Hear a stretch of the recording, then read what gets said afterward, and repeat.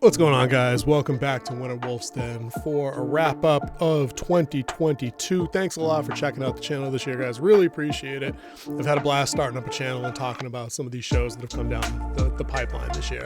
So big thanks to everybody that subscribed, commented, shared out videos, dropped likes, all that good stuff. I really appreciate you, and I'm looking forward to bringing you more reviews and thoughts coming into 2023, as well as some special project announcements from myself and friends of the channel like King Z. More on those things as they come in 2023. We'll see you right around the corner. But today I wanted to talk about something that's kind of in headlines across the net right now. It's kind of hot for a hot topic for a bunch of reasons. I'm talking about Witcher Blood Origin, of course. You might have seen other folks doing videos on YouTube and other platforms over the last week or so since it got its release on Christmas and a little bit before that for certain reviewers and people in the know.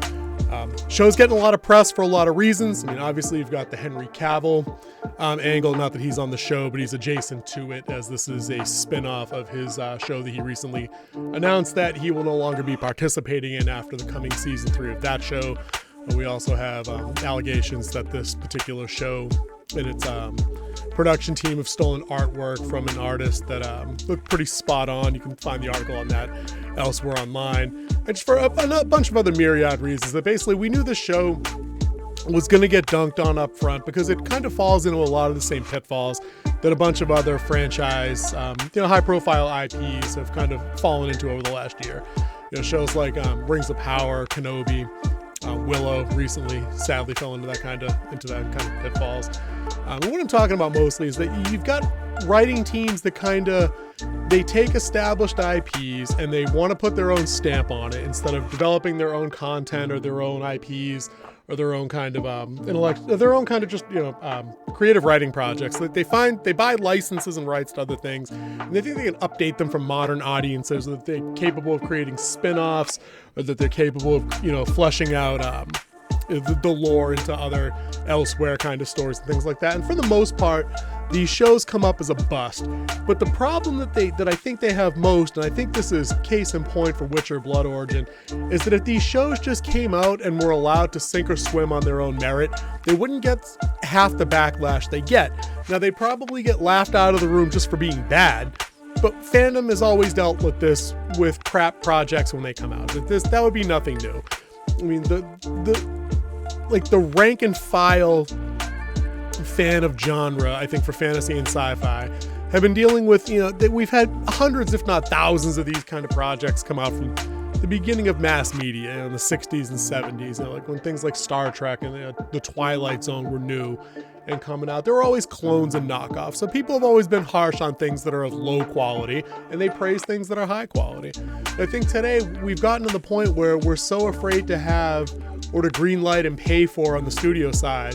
They're so afraid to have an original idea that the only thing they have left, as we've seen over like the last decade, almost going on 2 decades really, since the early 2000s now. Jesus Christ, where does the time go? I fell down the memory hole for a minute. The only thing people are comfortable greenlighting are things that have built-in name and brand recognition. But I feel like this forces companies to leave an awful lot on the table when they go down this route, because every single time they pull this page out of the playbook, they alienate fans like me, people that are probably in like the 35 to 55 year old group, and some of our younger siblings, our older adult children, things like that. Fans that grew up because their parents and their aunts and uncles, maybe their grandparents, in the case of older IPs like Tolkien, with the Lord of the Rings and things, they get into these things because we were into these things. My youngest brother's in his early 30s. I'll be 44 this year. I'll be 44 and 23 to date myself, just put it out there on the record. But I know he's a fan of franchises because his 3 older brothers broke him into these things. We played the games with him. We did the pretend and the make-believe with him. We shared the toys with him. We played the video games with him. And he's got his own interest in other franchises too. But at the heart, like his favorite things are the things that are our favorite things, because that's how this kind of hobby space is always developed. It's people that are established and diehard bring in new people to add fresh blood and fresh passion for these kind of things. The Witcher's no different. I think everybody probably agrees that The Witcher 3 is probably one of the most popular fantasy game spanning how many consoles now? How many remasters does this effing game have? I mean, the series of books goes back a stretch to its original publication date, but I think it hit most of its critical acclaim and most of its fan acclaim once the game started rolling through and people really got into the story and the lore of the world, because it was unique, it was interesting, it had a bit of an edge to it that maybe was lacking in other places in fantasy, and so it provided a unique user experience for people to be able to delve into. And we fast forward to the other Witcher series, the mainline show, the one that does actually feature Henry Cavill. And we could already start to see kind of cracks in the foundation of that show as it got into the end of season 1 and throughout season 2.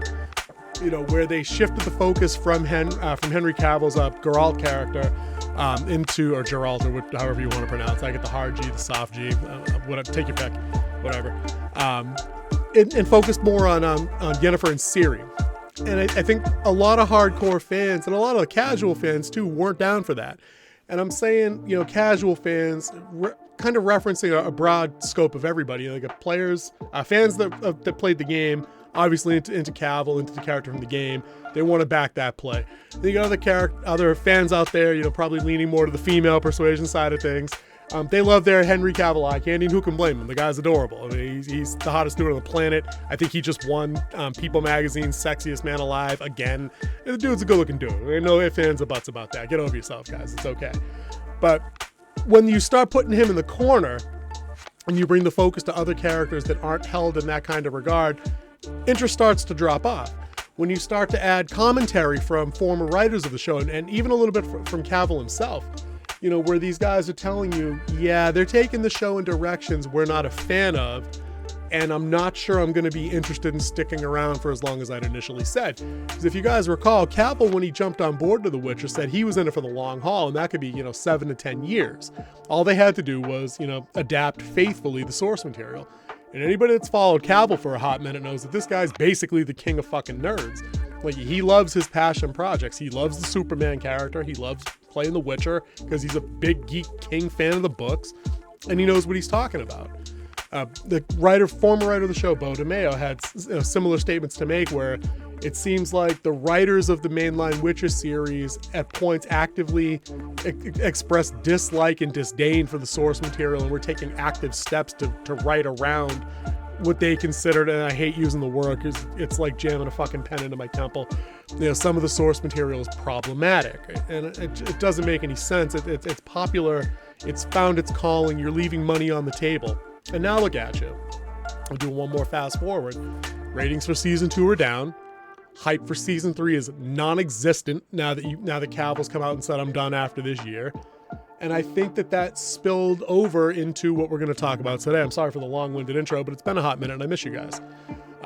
Witcher Blood Origin. This show right here is suffering for all the wrong reasons, because it might surprise you to hear what I'm about to say is the show's bad, but it's not bad for most of the reasons that I've seen fired around on YouTube. Yes, the dialogue is atrocious, but beyond that, they actually had some decent ideas within the show. And I'm going to talk about a little bit more of those in a quick minute. I just wanted to get some of the other backstory to the show out of the way. There's some of the ideas and the theories that have just been kicking around since I watched the show over the holiday break. And as an aside, happy holidays, Merry Christmas, all that good stuff to all you guys and gals that do celebrate those kind of holidays. I hope everybody had a good one. Hope everybody's happy and healthy. But cheeriness aside, Witcher Blood Origin dealt in a couple of good ideas, like I'm saying. I'll talk about them in a minute. But I think it was already up shit's creek without a paddle before, you could even hit play on Netflix and start watching the first episode. And I say that for a couple of reasons. The first reason that I just talked about briefly with all the Cavill stuff is you had already stacked the deck with people being upset that you did Henry wrong by putting him in a position where he wanted to quit the show. And we already saw that play out on Twitter and on various online articles. Nobody bought the smear campaign. We know Henry Cavill's not a problematic person to work with.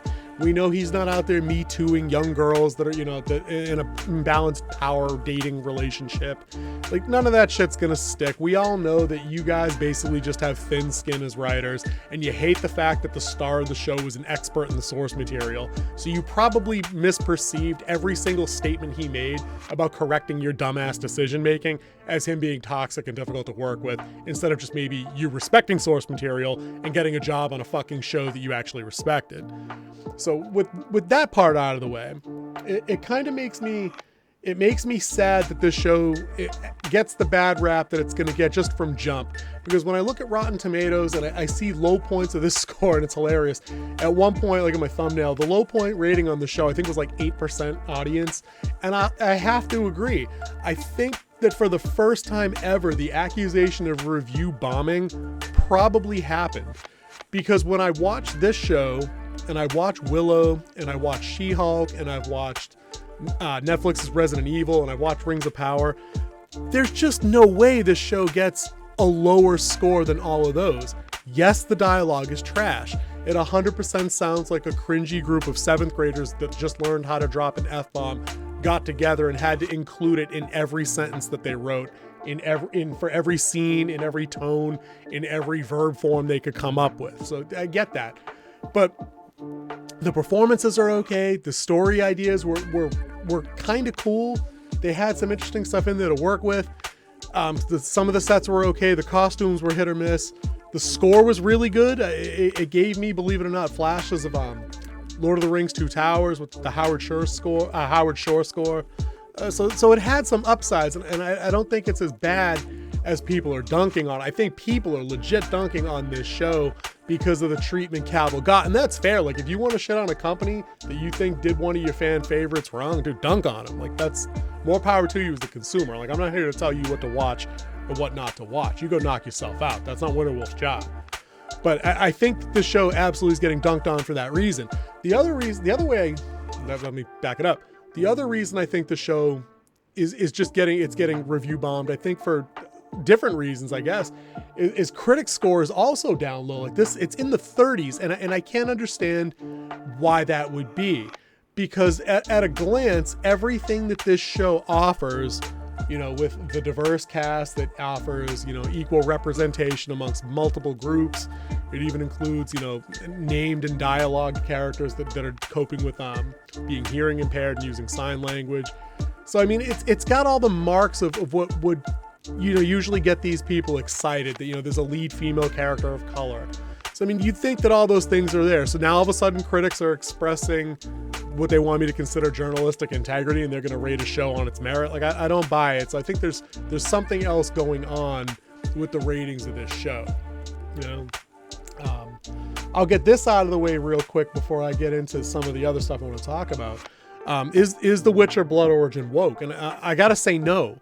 I mean, unless we've changed the definition of a word again without anybody informing Winterwolf, it's not woke. Yes, the main character is a black female. So what? Like, who cares? She's the highlight of the show, actually. In fact, I'd go so far as to say that she's kind of the anti-Reva from Kenobi. Ayla's likable. She's vulnerable at times. She's talented. She does the kick-ass female thing without emasculating male co-stars. Not like she beats up on like the NPC soldiers she's supposed to beat up on, but like she's from a clan of trained assassins. They worked it into the fucking story. You know, she doesn't body dudes like Kane from WWF back in the day, you know, hooking up Winterwolf into a choke slam from hell. I know she uses throwing knives and quick, you know, jujitsu, or I don't know, jujitsu is not the right form, but, you know, like quick martial arts kind of takedowns and leverage based things to do her combat. Like, she's not over there wielding, you know, massive double-edged battle axes or anything. So I mean, like, she's fine. You know, like the diverse cast, you know, checking boxes comes through, but that's not woke. They just put one of everybody up there, but it doesn't come at the expense of anything in the story. That to me, going into 2023, is my mark for what woke programming is. It's when they have to have forced issues of, you know, male characters being treated like idiots, diverse casting where it doesn't make sense in terms of, you know, gender swapping or race swapping. Those are woke issues on the big screen for Winterwolf going into next year. It's not about having people of those check boxes being there. It's when it comes at the expense of the story, and it doesn't here. It doesn't at all. You know, the main character, like I said, is does pretty good. Her male co-star, also pretty good. Like, he relies more on the brute strength attack kind of things. He's gruff. He's a soldier by trade. You know, and a protector amongst his clan also. But like, his fighting style it runs completely different to hers, and they play well off each other. So I mean, that stuff kind of works. I think where the show really suffers again is definitely the writing. Like, the dialogue is so bad that there were times I had to pause it and go get a drink and come back and just kind of take a deep breath and be like, did you have to say it like that? And it comes up a lot. It comes up enough that I couldn't just let it slide. It was like every other line was just on the nose stupid in terms of them trying too hard to be edgy. But at no point in time did I feel like I was being preached to or lectured to, you know, like on like a political level or anything like that. I think one of the screw ups of the show is that they try to incorporate a story of an underclass going through a revolution because they were being starved, but because it's only 4 episodes, they don't give enough time to how these situations develop. Here we go, case in point. The villains on the show, this is another checkmark against the not woke, it's a checkmark against the woke argument. If this is a woke show, all of the women, all the people of color, any other thing that wasn't a straight white male from, you know, America current day would be the bad guy. But in this show, that's not the case. The 3 main villains, mild spoilers ahead, the 3 main villains, if you can call them that in this show, are a white female, a black male, and a gay white male. So I don't get the argument that it could be woke. Like, they're not treated as like anything that isn't Winterwolf isn't treated as some paragon of virtue, ethics, and morality in this show. So I use that as like prima facie evidence that this is not a piece of woke trash. It's a piece of trash show because of the dialogue, don't get me wrong. But like I said, the 2 of the 3 main villains are not traditional straight white males. Actually, I'm sorry, all 3 of them are. I forgot the Empress is the Empress. But so I don't get that, and they all get what's coming to them down the stretch. I mean, justice is kind of served, so it's not like they're held up on the virtue of them being something that isn't, you know, straight white heteronormative cis. I don't know. There's too many things to keep up with these days, but it all kind of works within the context of the show. The band of compatriots that get together to fight the war, like, yeah, they check a lot of boxes, but again, it doesn't get in the way of anything they're trying to do in terms of story. So I don't care that they pick people of different skin colors to do the kind of work. The world itself in the show is entirely populated by elves, which was interesting, I guess. But then at the same time, they don't really do anything to distinguish them as being as elves that they wouldn't also just have as humans. Like, they all go to work. There's an upper class, a lower class. There's royalty. The magic is pretty strictly limited to a couple of people. So it feels like it could have been any fictional fantasy race or not, and it wouldn't have mattered. So I mean, that they land on these kind of half steps that they take. You know, they do a lot of that with again, a limitation of the runtime for the show. They don't have a lot of time to dick around with backstory, so they give you a lot of things that they just tell you in dialogue. And I think two of the things that I wanted more of that I didn't get is there's a brother-sister team of mages whose backstory together is that they tried to resurrect their mother that had died of an illness, and I think they inadvertently converted her into something evil, like Pet Sematary style, and then they had to kill her. But they only mention it like 1.5 times, so you don't really get a lot out of that. I wanted to see more of that. You could have given me a whole episode of them visiting their old village or some shit and having to deal with the repercussions and the stigma and the legacy of what they'd done. You know, they have another character whose name in the show is Brother Death. And he's the typical, you know, dressed in black, rugged, masculine, you know, cleaver-toting hero, you know, kind of inspired, I guess, by like a Viking aesthetic, or if that's what they were going for, I think. But like, they only go out of their way to mention that he had done a lot of horrible things in his past. They don't tell you what they are.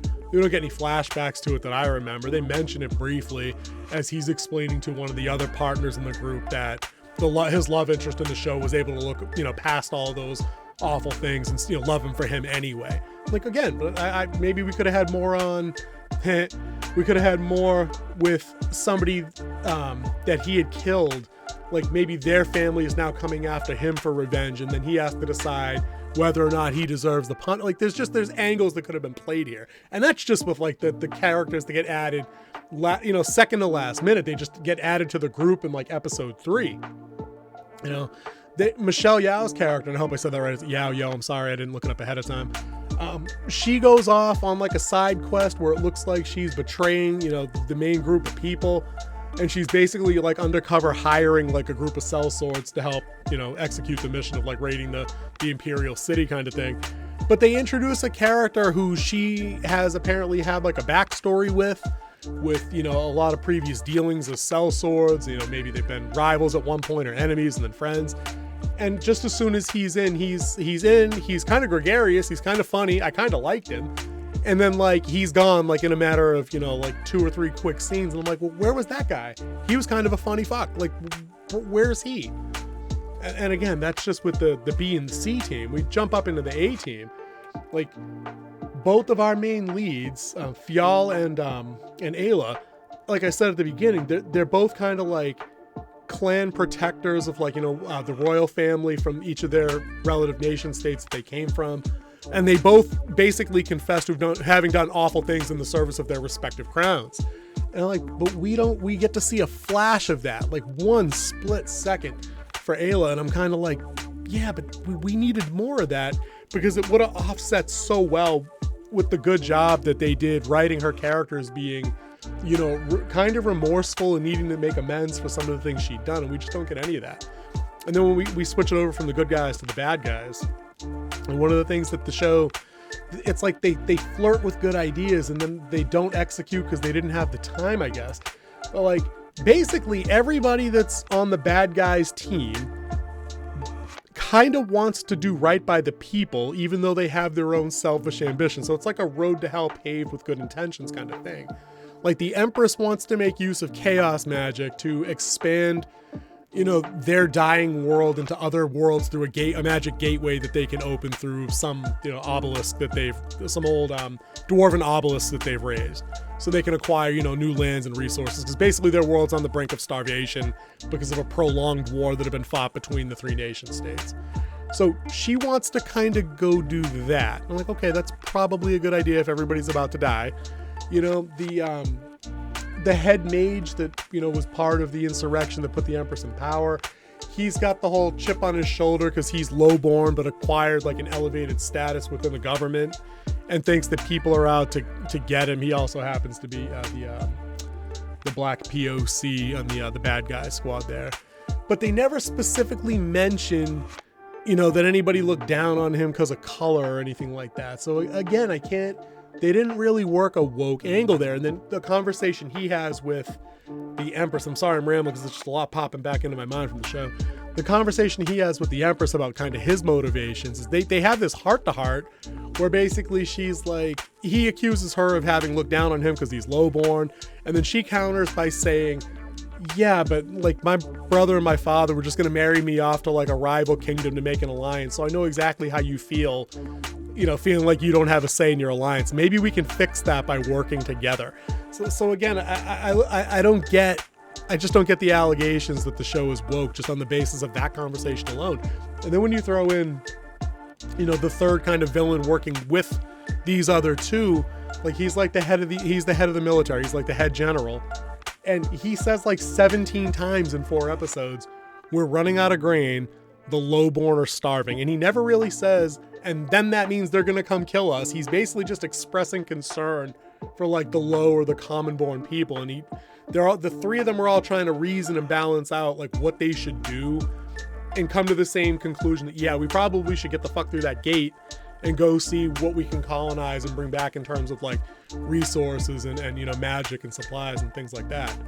But again, none of it's for, like, overwhelming, you know, one-dimensional evil greed. I mean, maybe the mage a little bit, but, like, he hits that point where, like, he's still talking about getting people food. So I don't get that. I don't get that as far as an accusation goes. A couple of the other points I just want to hit on quick before I get into like my kind of my theory about what's wrong with fantasy in general. Like I said, this is kind of a show of hit or misses if you can get through it. And I know that for me, the first 10 minutes or so were kind of rough because the framing device they use involved a bard kind of character who actually did speak like a CW teen drama dropout. In the quick minute he was there, he's basically charged with recording a tale that's being told by another kind of magical being.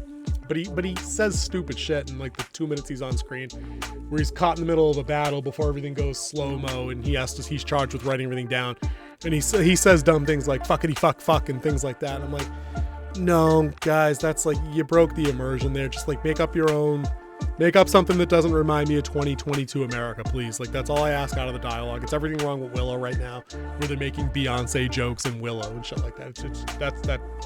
God, that irks me. But the show it's hit or miss with some of the ideas, like I said, where it wants to do the we need to expand to take care of people kind of angle, but then they don't give you anything. They don't give you any backstory really on like the origin of any of the magic that's going through, despite multiple references by the Empress to a particular, I think it's a deity, it might have just been a king, but like we don't get enough of those backstory kind of things. We don't get enough from either of the two main characters. We just get like these hinting flashes of like what they're capable of and what their backstory is. Costume and set design, it's also hit or miss. Those are big things for me. In some places, this show has it really figured out with a couple of the costumes, including the Empress. A lot of her like royal gowns and armor that she wears are really cool. She's got this really interesting face paint aesthetic that looks like kind of like gold dust that's like kind of just like splattered on in really artistic ways, so that's kind of cool. Main character Ayla looks like she's wearing like typical rogue garb, but it looks lived in, it looks authentic, it looks pretty rugged. And then like right on the other side of that same coin, main characters Fial and Brother Death just look like they ran down to like a Land's End store or like an LL Bean and picked up a bunch of black denim, I guess, and just had them throw it on. VFX, I think they spent most of the budget on the Empress's monster that she basically uses to execute her insurrection. It looks pretty good. It's better than like a sci-fi channel, sharktopus kind of creature. So I mean, it's all right. It's got a cool, vaporizing everybody into a blood mist kind of attack. So it's kind of cool to watch.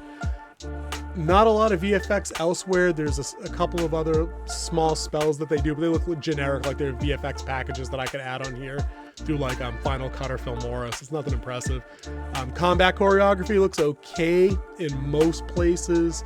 It lingers in a couple of places and does look a little silly when they hit that, but most of the fights, especially with Ayla, are pretty good.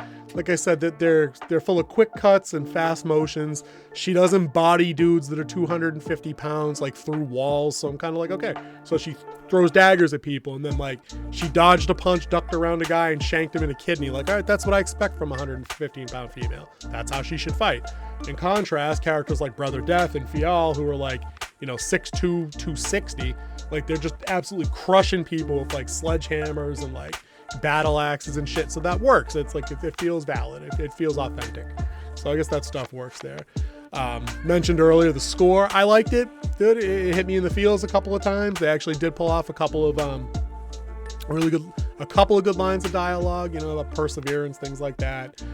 The relationship that develops between Fial and Ayla near the end was actually kind of heartfelt, I thought, which is something drastically, horribly lacking in the other fantasy shows this year, like Willow and Rings of Power. Like, I didn't get an iota of emotion out of anybody on either of those shows so far.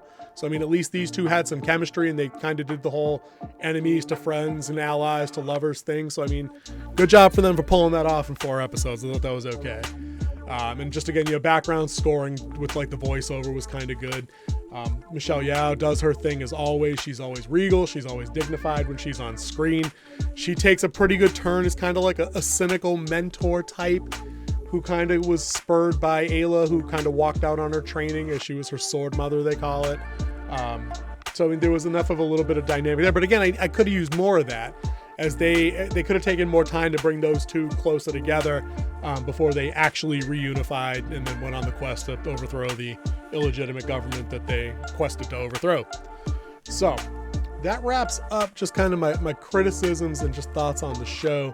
I just wanted to take a couple minutes and just talk about, it came to me as I was writing up like a partial script here, because I think a lot of people, I was considering a lot of the complaints about Rings of Power and how, the aesthetic of characters and how things look and felt in world. And I started to apply a lot of that same metric to this show. And then I stopped myself and I said, I think that fantasy on TV is now just suffering from Tolkien being too good at what he did. And his vision for things like elves and like that time period of like the faux medieval are just so well done and well defined that basically now everything struggles and has to be held up in comparison to them. Like, the guy didn't invent elves and dragons in that time period. Those stories have been out there for a long time. I think the master just did it so well that now everything in the modern age gets put through that prism or held up, in comparison there. Like, this show here, like, there's no reason to think that in a world that isn't Tolkien's world, that isn't so spelled out like that, or that isn't so spelled out like Martin's A Song of Ice and Fire. Like, I buy it here that in a world that only has one sentient, humanoid life form on it, that they could have black elves or Asian inspired elves. Like, it would make sense that would be a thing. And, they have the 3 nation states that exist here. So, I mean, I guess it's not as big of a deal here to think that not every elf needs to be some semi-angelic being with, long, straight blonde or, chocolate brown hair with, a particular eye color or things like that. I mean, we've known that there's been darker skinned elves, going right back into like, Salvatore's Forgotten Realms and things with like Dristo Do-Urden and, the Drow elves, things like that. So, I mean, then we need to maybe cut new IPs a break if they deviate from the Tolkien mold. I know it's tough, and we have those images in our heads that they're kind of those, perfect looking beings. They're all beautiful. They're all athletic. They're all good looking. And it is kind of weird to see, and maybe that's just me being insensitive, but it is kind of weird to see elves that are overweight or, or an elf that's deaf and has to use, an American Sign Language type method of communicating, or, we see another elf with a mobility. I'm pretty sure she had a mobility disability. I don't know. I'm sorry if I'm saying it wrong, but she basically had issues walking. So that comes across as like they really did try to like represent one of everything. But again, it's whatever. It doesn't get in the way of the story. But I think that it's always going to be tough to see elves with, short buzzed haircuts, or they're going to see elves that don't, or that look like they're in L'Oreal ads from, Rings of Power, because Tolkien just did it so right in his masterpiece that he put out there that it's hard to stack up to that, I guess. But I think going forward, I'm going to be giving fantasy a break unless it comes from a universe where these quantities have been specifically defined. Now, admittedly, I am not a Witcher lore expert. I think I played Wild Hunt through once. It's not something I know in and out, like I might know Batman or Star Wars or, Jurassic Park or, pick another IP, Mega Man, Castlevania, I mean, whatever. So, I mean, I can't get too bent out of shape because I just don't know. But I haven't seen anybody complain about the aesthetic of the elves as they look on this show, so I'm guessing most people are okay with it. So, I mean, the show has that going for it. I will point this out in closing because it was kind of a thought I had last night when I was wrapping up, just writing up notes for this. I think it's funny that as hard as this show has been dunked on, you haven't seen the cavalcade of articles out of like the Hollywood Reporter, Collider, Kotaku, the Mary Sue. At least I haven't seen them. Basically running, or the producers from Netflix, basically running cover for their shit show by mentioning fans have attacked Sophia. I think her name is Sophia Brown. I think it's Sophia Brown. The actress that plays Ayla, telling her that she's not welcome in fandom because she's black or that she's a woman and this and that. A lot of the negative reviews that I've read just legit mention the show sucks, the dialogue's bad, the show sucks, no Cavill, no Witcher, and this and that. So I think it's funny, and I'm looking at you, Lucasfilms, with Kenobi, because I think you just kind of got outed on this one here, that maybe sometimes the show is just bad and people are allowed to talk about it just being bad, and it's not because anybody has a particular hate in their heart for the lead actress. Like I said, the Ayla character in here she comes across as very likable, capable, vulnerable, and I think that the actress portrays her well. So I think maybe other companies that have used historically this accuse, racist, misogynist bullshit, maybe that strategy needs to get left in 2022, and we can just move on to having set ourselves a higher standard for what we're putting out there for people to spend their hard-earned dollars on. But I think I've rambled on enough about this show, guys. Mixed bag for me. If I'm rating it out of 5, it's probably only about a 2, maybe a 2.5. The dialogue is that bad. It runs too short. It does not follow through enough on a couple of the key ideas. And I'm going to go ahead and just deduct some pointage, because I know if I were to take a deeper look into the lore of the original novel series and the games, things like that, the grumbling I'm hearing out of some people is I'm not going to spoil the end of the show here, but how this show wraps up in terms of Ayla's status, if you know what I mean. She's in a certain family way, if you catch my drift, may change like what the canon would be going forward. Like that, maybe like a Doctor Who Timeless Child situation where everything you knew about canon from like day 1 is now changed because they threw you a prequel that did some day 0 shit. So I'm going to rate it a little bit lower just because I have faith in some of the people that I've talked to that know more about The Witcher than I do. So 2.5, I think, for the show for me, guys. I wouldn't show up for another series. I don't think they're going to get one because the reviews have been that bad. The scores have been that low. The producers and writers are basically begging people to watch this show and begging people to watch season 3. And then they're definitely going to beg people to watch season 4 with Liam Hemsworth taking over for Henry Cavill. No one's going to watch that. But that's it for me, guys. It's almost midnight. We're wrapping up 2022. I appreciate all the views, all the comments, the likes, the subs. I love hitting 50 before the year. That was actually a goal that I had, was to get to 50 when I started the channel in April. It was going to be a rough go. I don't get to post a lot given full-time dad, full-time work, full-time writer, full-time all the other stuff we do. I also slack and play a lot of Warzone and things like that, but we'll be working on that for 2023. But again, guys, much love. I appreciate you guys. I look forward to seeing you next year. Maybe we get to 100 subs in 2023. I'd love it. And I'll see you guys next year.